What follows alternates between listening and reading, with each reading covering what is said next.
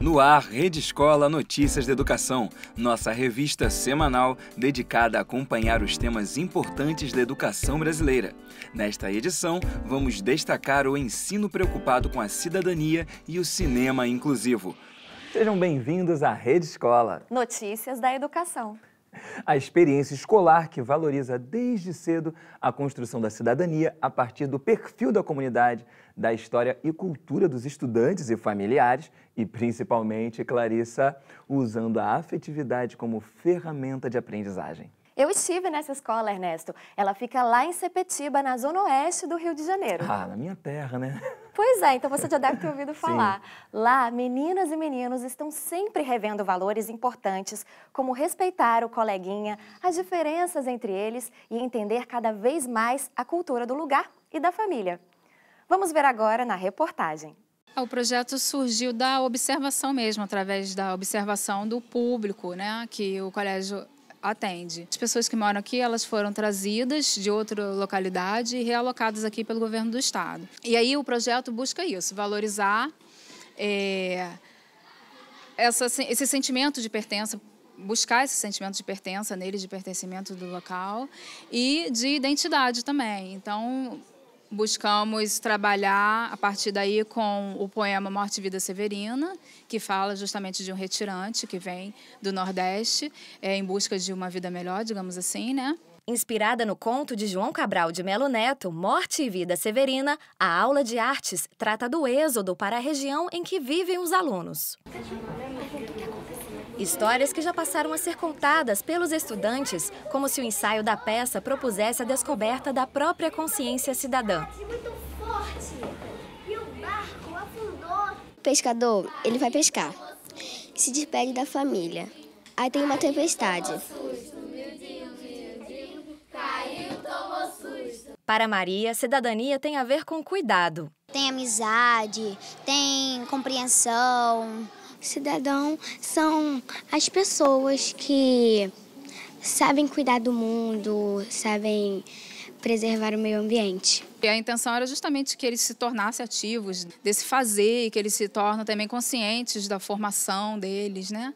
E eu acho que alguma coisa está caminhando para esse sentido mesmo. Dentro da concepção do projeto, a gente tem 3 visões. A visão do cidadão de Nova Sepetiba, do cidadão do Rio de Janeiro e do cidadão do Brasil e do mundo.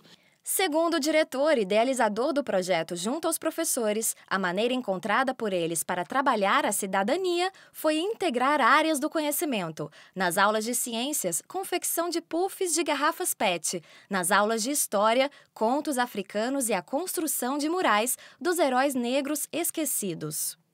A gente trabalha com diferentes formas de cultura, diferentes formas de existência, com o objetivo de conhecer a cultura do outro e aprender a conviver no espaço coletivo.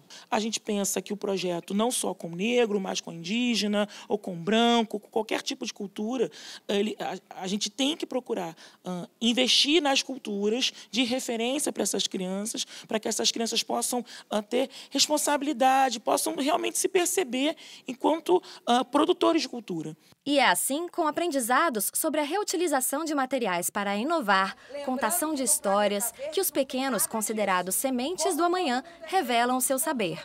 E a gente tem que enxergar todas as pessoas que estão à nossa volta como a gente enxerga a gente mesmo. Todos são iguais.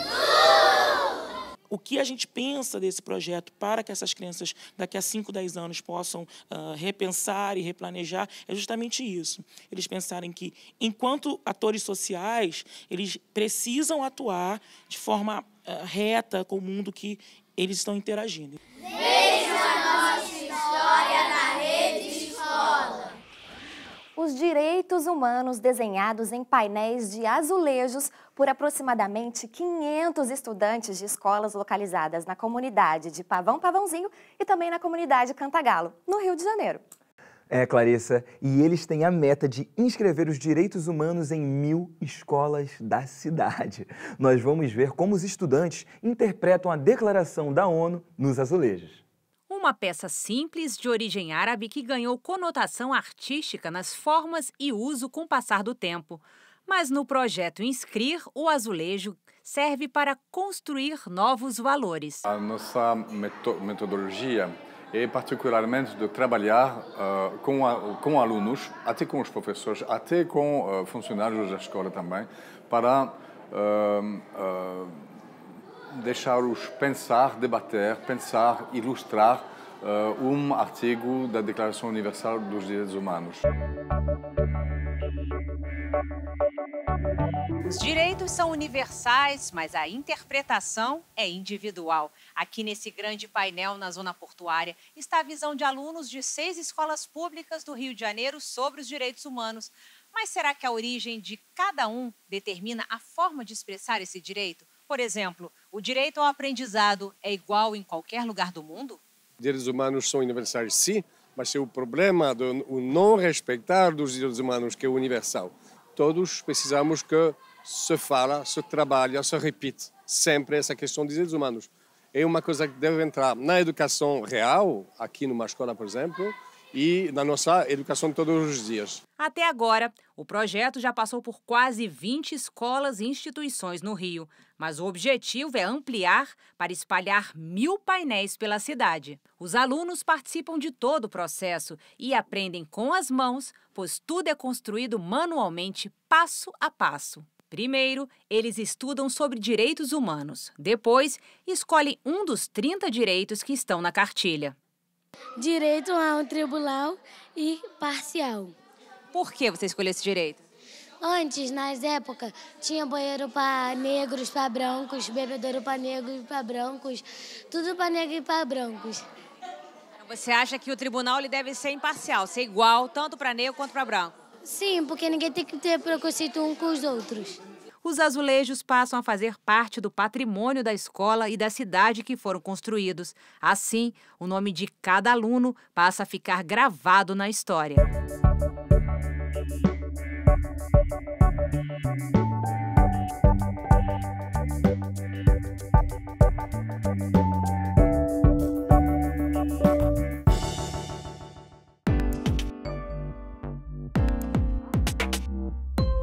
A participação dos pais na vida do estudante é fundamental, tanto para incentivar o aluno e tudo mais. Pessoalmente, meus pais participam um pouco, mas uma ajuda a mais sempre é melhor. Como eles fazem muitas coisas fora daqui, né, no trabalho e tal, acordam cedo, eles não têm muito o que perguntar, como é que tá na escola e tal, nem um boletim eles olham direito. Às vezes eu sinto que não tem muito estímulo para, por exemplo, estudo e tal. Eu sinto mais que eu tô sozinho, preciso correr atrás das coisas sozinho. Eles já participam o suficiente. Eles sempre me apoiaram, sempre me incentivaram e sempre me deram liberdade para ser quem eu quisesse, exercer a profissão que eu quisesse e seguir meus próprios caminhos. Eu acho que não, porque eles já participam bastante. Eles, estão sempre presentes em qualquer acontecimento escolar. E eu sei que eu posso contar muito com eles, eu falo bastante, eu sou bem aberta em questão de nota, em questão de relacionamento com outros alunos, então acho que não precisaria. O sonho de aprender a tocar um instrumento. Há 6 meses, a Prefeitura do Rio de Janeiro implantou um programa de educação musical em 30 escolas, em parceria com uma organização social envolvendo milhares de estudantes. Ernesto, eu desconfio que você está falando do programa Orquestra nas Escolas? Pois é, eles já estão nos palcos, sabia? E participam da programação de fim de ano da cidade. Da escola para os palcos, vamos ver como foi a apresentação na Cidade das Artes, na Barra da Tijuca.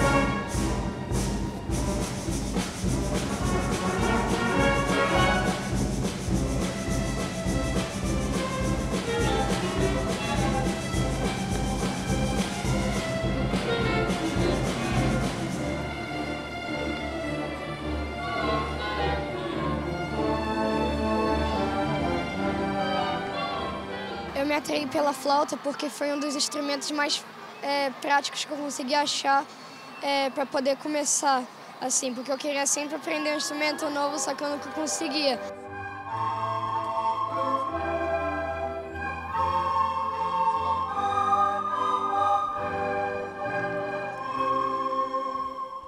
Tudo que envolve arte, João Pedro sempre gostou.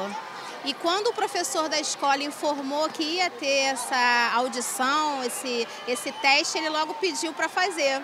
Eu fiquei um pouquinho assim receosa como mãe, caso ele não conseguisse, mas ele mesmo pediu para fazer o vídeo, eu fiz, mandei e deu certo.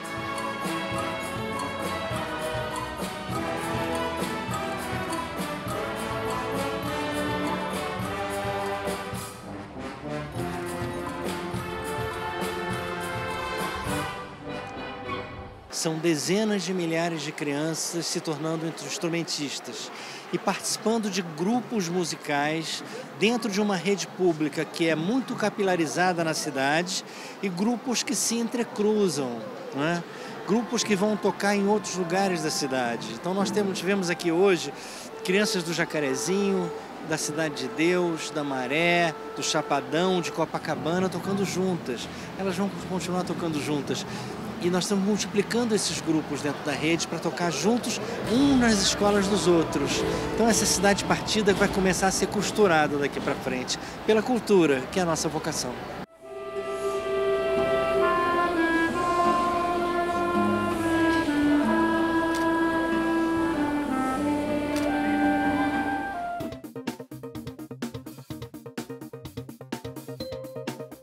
A Orquestra Sinfônica Juvenil Carioca volta a se apresentar na quarta-feira, 13 de dezembro, na Câmara dos Vereadores do Rio de Janeiro, na Cinelândia, às 4 da tarde. E depois, na sexta-feira, 15 de dezembro, às 3 da tarde, no Parque Madureira, no Rio de Janeiro. O Cinema Inclusivo, em parceria com o Ministério da Educação e a TV Escola, o cinema da Fundação Joaquim Nabuco, no Recife, por meio do projeto Alumiar, está realizando sessões quinzenais de filmes brasileiros com acessibilidade para todos. Os filmes são exibidos nas modalidades de audiodescrição, língua brasileira de sinais, a Libras, e as legendas para surdos e pessoas com deficiência auditiva. Agora, por trás deste projeto tem uma história de amor exemplar entre pai e filha, que envolve o curador da coleção de filmes, o crítico de cinema Ernesto Barros, o meu xará. Vamos ver. Desde os 12 anos que eu comecei a anotar os filmes que eu assisto, né? A minha nasceu no dia 4 de janeiro de 1990. Mas só por volta dos 2 anos, quando a gente eu já saía mais com ela para visitar minha mãe e outras pessoas, eu coloquei ela na cadeira e fiquei por trás dela chamando ela. E ela não atentava, ela não se virava. Ela não se virava para mim. Eu chamava Aninha, Aninha. Ela disse, poxa, ela não ouve mesmo. O cinema teve uma importância muito grande, que era de conectar a gente. E era uma maneira da gente se comunicar. Eu não vou levar ela para jogo de futebol. Não é? Não vou levar ela para shopping, essas coisas. Então ela vai fazer o que eu gosto. Então eu levo ela para o cinema. Eu não tinha animações, certo? Não tinha legenda. Ficava imaginando a história, mas eu queria saber, de verdade, o que estava acontecendo. Aí aconteceu um negócio, eu fiquei, puxa, eu não conseguia me segurar. Eu ficava perguntando, papai, o que aconteceu? Agora, o momento que ela realmente deu aquele pulo foi quando ela encontrou um fonoaudiólogo genial, uma Lula Terra, que é ator. Ele é ator, ele participou dos 2 filmes de Cláudio Mendonça Filho. Olha o cinema aí de novo. E ele ajudou a Aninha como? Ele ajudou a Aninha não só a falar melhor, né, a expressar melhor a voz, mas a compreender o mundo a partir das palavras, da poesia. E a partir das imagens e da... Mas quem me ajudou isso foi você, sabe? Porque você levava os livros para mim. Aí eu comecei a ler muito. Aí tem aquela enciclopédia que você me deu. Mas eu comprei uma enciclopédia para a Aninha. Aí disse, Aninha, você tem que saber tudo do mundo da vida. Eu achava um saco, poxa. Mas eu utilizava sempre, toda vez que não entendia. Eu parava, eu pegava. Eu faço isso até hoje. Mas ela foi crescendo. E quando foi por volta dos 7 anos, a gente já via todos os filmes. O cinema era o meu refúgio, eu gostava de ver. Eu acompanhava as imagens, ficava imaginando, esse cara está falando uma coisa, esse está falando. Porque eu tinha apenas expressão facial, corporal. A minha vida é quase um filme, eu fico escolhendo vários roteiros, né? E da cena que eu tivesse feito, aquela escolha, teria acontecido. A minha vida é quase assim, né? A gente cria o nosso próprio filme. E o auge dessa coisa do cinema entre a gente foi que eu a levei para assistir a trilogia Guerra das Estrelas. If you strike me down, I shall become more powerful than you. Gostava muito da trilogia, assistia direto, até hoje eu assisto. Às vezes eu faço maratonas, faço sozinha, eu chamo os amigos para assistir. Eu nunca fico enjoada, não. E o personagem favorito seu, você tatuou no seu braço, né? Tá preparando ele. Eu gosto muito dele, ele é uma pessoa que sofreu muito, uma pessoa muito incompreendida. Eu acho que eu me identifiquei com ele. Assim, eu não sou uma pessoa normal, não sou do bem, calma aí. Mas eu sempre achei ele tinha uma bondade, sabe? Aquela bondade, sempre foi generoso, mesmo que você não consegue ver. E a pequena Aninha cresceu e foi aprendendo a se comunicar, assim como o cinema foi aprendendo a se comunicar. E hoje eles têm todas as línguas do mundo ao seu dispor. Então esse projeto Alumiar é mais uma possibilidade, é mais um instrumento para o roteiro que vocês dois vêm escrevendo. Esse é importante porque realmente amplia por completo a possibilidade de compreender o filme. Finalmente, agora eu posso assistir sem precisar me frustrar tanto como eu me frustrava antes. Mas agora conhecida e também tem libras. Aí tipo, vai ficar difícil agora poder mexer em libras, vai ficar. Mas eu gostei porque tem possibilidade agora. Eu consigo ver que o futuro é acessível, o presente é acessível. Eu gosto muito disso.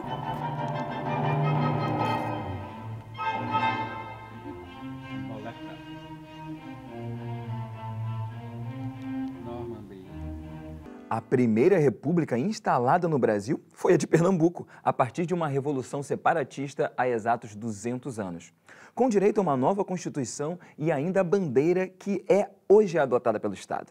A experiência da República de Pernambuco durou pouco tempo, 74 dias. Foi de 6 de março a 19 de maio.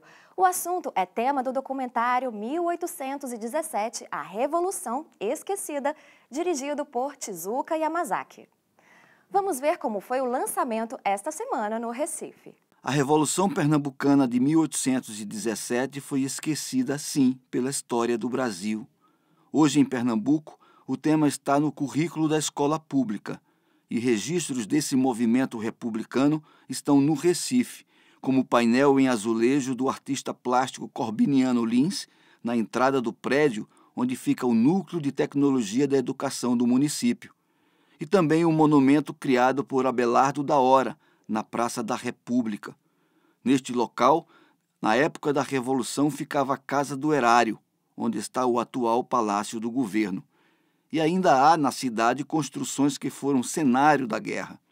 O Forte de 5 Pontas, onde conspiradores contra a corte portuguesa ficaram presos, e o Forte do Brum, onde o governador da província, Caetano Pinto Montenegro, se refugiou quando foi derrotado pelos pernambucanos.